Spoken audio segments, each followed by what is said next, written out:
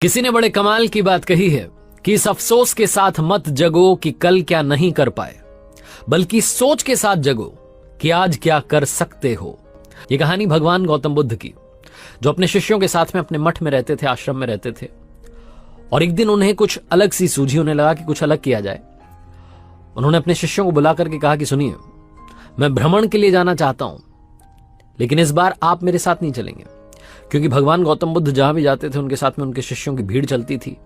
अलग से पहचान में आता था कि भगवान निकले हुए। तो उन्होंने कहा कि आप मेरे साथ नहीं चलेंगे, अब की बार मैं खुद जाऊंगा, अकेला जाऊंगा और कुछ चीजें एक्सप्लोर करके वापस आऊंगा। कुछ दिनों में वापस आ जाऊंगा, आप आश्रम का, मठ का ध्यान रखिएगा। इतना उनसे कहा गया। कुछ शिष्यों की इच्छा थी कि वो कहें कि भगवान हम आपके साथ चलना चाहते हैं, लेकिन हिम्मत नहीं कर पाए। भगवान गौतम बुद्ध का आदेश था, उन्हें मानना था। शिष्यों ने मान लिया। ये अकेले निकल गए। इस गांव, इससे अगला गांव, जिस तरीके से भ्रमण करते थे वैसे करने लगे।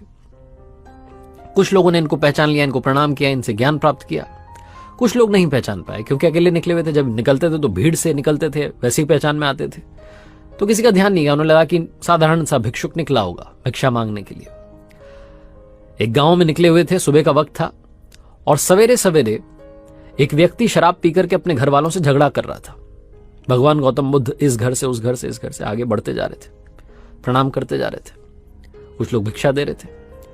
जब उस घर की बारी आई जहां वो शराबी शराब पीकर के झगड़ा कर रहा था, तो उसने देखा कि एक भिक्षुक आया हुआ है। वो बेफर पड़ा, गुस्सा करने लगा। जो सारा गुस्सा घर वालों पर कर रहा था, इन पर डाल दिया। गालियां देने लगा, अपशब्द कहने लगा, पता नहीं क्या क्या कह दिया। यहां आ जाते हैं, ये हो जाता है, वो हो जाता है। भगवान गौतम बुद्ध ने सारी बातें सुनी, मुस्कुराए और आगे बढ़ गए।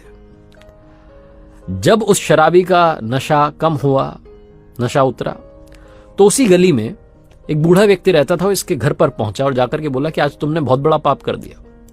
तो शराबी ने कहा कि अरे क्या हो गया, मुझे ज्ञान मत दो, शराब मत पिया करो, ये सब मत ज्ञान दो मुझे। तो उस बूढ़े व्यक्ति ने कहा कि नहीं, ज्ञान नहीं दे रहा हूं, आज तुमने वाकई में पाप कर दिया। तुमने भगवान गौतम बुद्ध को गालियां दी। तो ये व्यक्ति कहने लगा कि पागल हो गया, उनको क्यों गालियां दूंगा। तो उस बूढ़े व्यक्ति ने कहा कि आज जो सवेरे सवेरे तुम्हें सुबह सुबह दिखे थे ना, वो भगवान गौतम बुद्ध थे। तो वो जो व्यक्ति था जिसने शराब पी रखी थी सुबह, वो बोलने लगा कि अरे नहीं, वो हो ही नहीं सकते हैं, वो तो हमेशा भीड़ में चलते हैं, उनके पीछे पीछे उनके शिष्य चलते हैं। तो उस बूढ़े व्यक्ति ने कहा कि मैंने काफी बार उनके दर्शन किए, वही थे, तुमने उन्हें गालियां दी। अब जाओ, जाकर के माफी मांगो। ये जो व्यक्ति था जिसका शराब का नशा उतर चुका था, इसको गिल्ट महसूस होने लगे। इसे लगा कि इसने बहुत बड़ा पाप कर दिया, भगवान गौतम बुद्ध को अपशब्द कह दिए, पता नहीं कहां, इसको नरक में भी जगह नहीं मिलेगी। ये दौड़ा, अपने गांव से निकल गया, दूसरे गांव में गया। उस रास्ते पर जो दूसरा गांव था, वहां भी नहीं मिले। पूरी रात खोजता रहा, अगली सुबह भी खोजता रहा। दोपहर में जाकर के एक पेड़ के नीचे से भगवान गौतम बुद्ध दिखाई दिए, जो तपस्या में बैठे थे।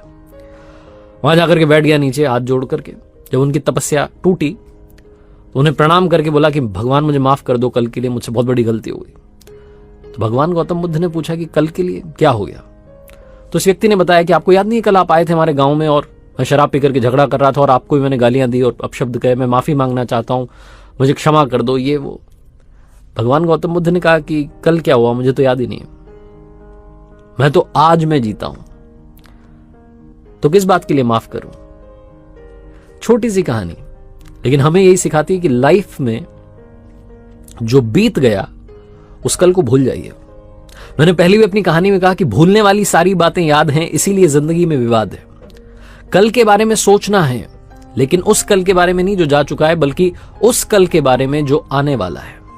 प्रेजेंट में रहिए, फ्यूचर की तैयारी कीजिए। जिंदगी जीने का यही एक फंडा है।